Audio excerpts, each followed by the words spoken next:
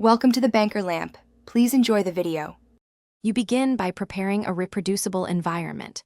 Create a virtualenv, install required Python packages, and clone the repo.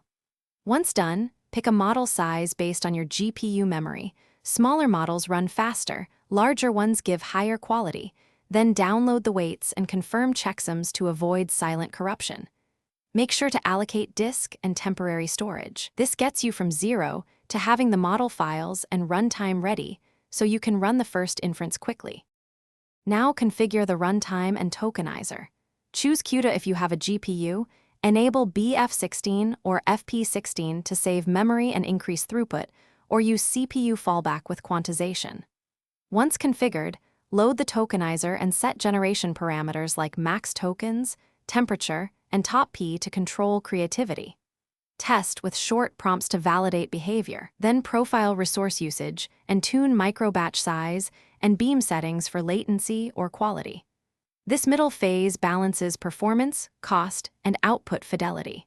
Finally, deploy via a simple API or UI so applications can call the model. Enable request batching to improve throughput.